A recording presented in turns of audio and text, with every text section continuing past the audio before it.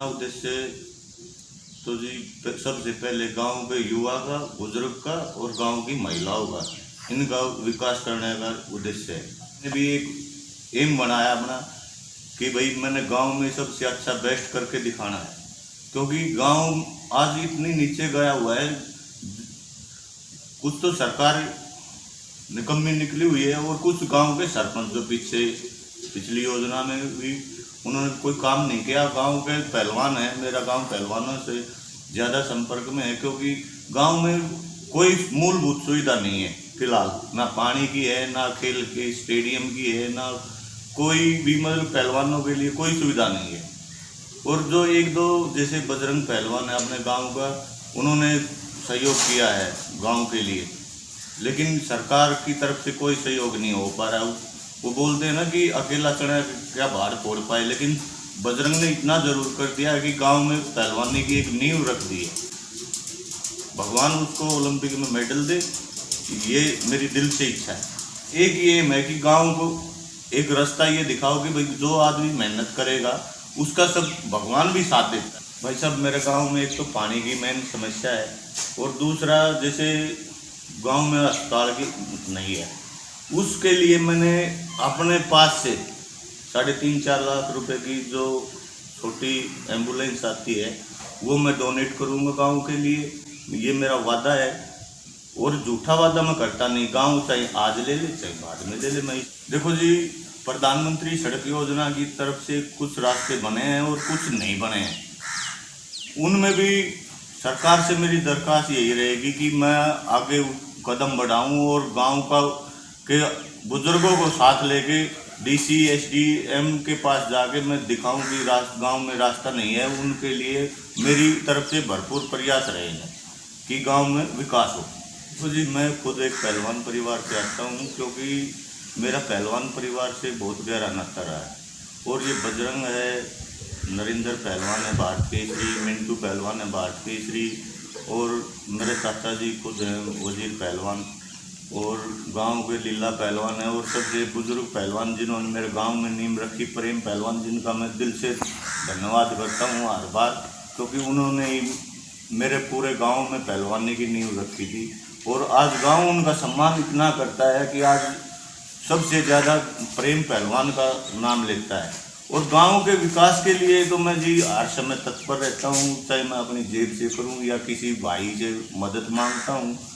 और अगर गांव मेरे को सरपंच बनाने का मौका देता है तो सबसे पहले युवाओं के लिए, मेरे गांव में इंटरनेशनल लेवल के पहलवान हैं, उनके लिए मैट हॉल की विशेष सुविधा, ट्रैक जो कि कम से कम इंटरनेशनल लेवल के सदर का हो, ना कि राज्य स्तरीय लेवल का। क्योंकि जो मेरे गांव में टैलेंट बहुत ज़्यादा है और सुविधा बिल्कुल ना के बराबर है फिलहाल। और मैं बस सरकार से यही दुआ करूँगा कि मेरे गांव के लिए स्टेडियम, रनिंग के लिए ट्रैक, मतलब कि जो टैलेंट है ना वो पूरा खुल के नहीं आ पाता जी बच्चे का, जब तक उसको सुविधा नहीं मिलती। और इसलिए मैं ये चाह रहा हूँ कि मैं गांव के लिए खुद आगे आऊँ, इसलिए मैं सरपंच जी की सोची है। स्कूल के बाद जब कॉलेज जाने की बात आती है तो यहाँ पर यातायात की क्या सुविधाएं हैं, कैसे आप उसका समाधान करें? देखो जी, मेरे गांव में एक ही बस चलती है सुबह, उससे पूरा बच्चे कॉलेज तक जा नहीं पाते हैं। कोई घर पे ही 12 पढ़ने के बाद माँ बाप ये सोचता है कि लड़की की जल्दी शादी कर दो। इसलिए मैं सरकार के से दरख्वास्त करूँगा कि मेरे गांव में कम से कम 4-5 बसें चलाई जाएं, जिससे कि मेरे गांव में ये हो कि पढ़ाई का भी सतर ऊँचा उठे, या मेरे गांव में कॉलेज की मांग रखी जाए, मॉडल स्कूल बनाया जाए, जिससे कि मेरे गांव का विकास हो। अगर बच्चा खुद मैच्योर होगा तो जी गांव में सब सुविधा अपने आप चली आती हैं। क्योंकि पहले के बुजुर्ग आदमी थे वो पढ़े लिखे नहीं थे, लेकिन अब तो पढ़ाई पूरी है तो जी सरकार हमारी तरफ ध्यान नहीं दे रही। इसलिए मैं हर नौजवान को, माता को मैं ये कहता हूँ कि अपने बच्चे को पढ़ाएं जी, ज़रूर से ज़रूर। जो हमारे में कमी रहेगी वो बच्चे में नहीं रहनी चाहिए। देखो जी, मैं बच्चों के लिए समय समय पे तो मेरे गांव में खेल करवाते रहते हैं हम, और कुछ अगर कमी रहती है तो वो दूसरे गांव में टूर्नामेंट होते हैं वहाँ पे भी लेके जाते हैं बच्चों को कि भाई चलो उधर कुश्ती है, कबड्डी है, रेस है, जो भी है, मतलब अपने गांव के बच्चों के लिए मैं खुद अपने ये कहता हूँ कि भाई उधर चलना है। बच्चे अगर कोई परेशानी बताते हैं तो उनको दूर भी करने की ये सोचते हैं कि भाई अब चलो तुम्हारे पास नहीं है, मैं अपने कोच से करूँगा, आप चलो। बच्चों को टूर्नामेंट लड़ाना बहुत ज़रूरी है, क्योंकि टूर्नामेंट लड़ेंगे तो उनमें खुद ये होगी कि हाँ भाई तू अच्छा है, उसमें खुद की अगर इच्छा शक्ति होगी तो कोई रोक नहीं सकता बच्चे को।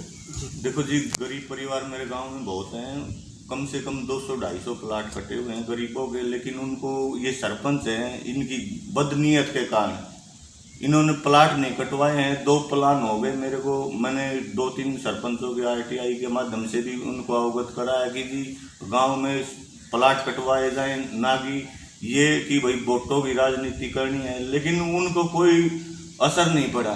तो इसलिए मेरा ये एक मन में इच्छा ये है कि सबसे पहले गांव में गरीबों के लिए प्लाट कटवाए जाएं, उनकी मूलभूत सुविधाएं पूरी की जाएं। और जैसे ये कहते हैं कि भाई गरीब है ये, इसको मैं आगे नहीं आने दूंगा, मेरा एक लक्ष्य है गरीब का बच्चा सबसे पहले आगे लाने का। लेकिन ये पिछले जो सरपंच रहे हैं इन्होंने एक भी प्लाट किसी को नहीं दिया, बल्कि उनके जो लेटरिंगों के पैसे आए थे 5-5 हज़ार रुपये, उनमें से भी 2-2 हज़ार रुपये खुद खा गए और उनको बोल दिया कि लेटरिंग के पैसे इतने ही आए हैं। और RTI के माध्यम से मेरे पास वो सारे सबूत इकट्ठे रखे हुए भी हैं। तो गांव के जो युवा हैं उनको क्या संदेश देना चाहते हैं आप? जी देखो, गांव के युवा हैं उनको मेरा एक ही संदेश है। वैसे तुम काफ़ी बच्चे ऐसे हैं जो मैच्योर हो गए, आज नौकरी भी लगे हुए हैं, और जो नहीं लगे हैं उनको एक ही संदेश है कि भाई प्यार से रहो, अच्छी मेहनत करो, अच्छी डाइट खाओ और गांव का नाम रोशन करो कैसे भी हो। गांव, बस मेरी तो यही इच्छा है जी।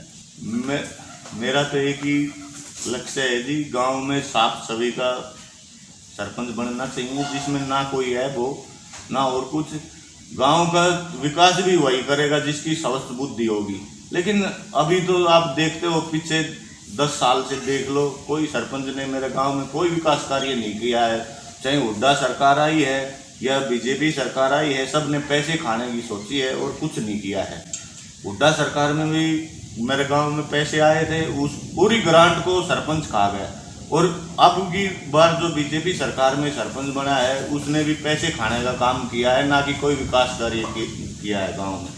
कृष्ण और डिल्ले जो है इस गांव के लिए आने वाले समय में सरपंच पद के लिए भावी उम्मीदवार हो सकते हैं, और इनका उद्देश्य सिर्फ एक ही है कि चहुमुखी विकास हो गांव का, चाहे खेल हो, शिक्षा हो या फिर गांव की आम समस्या।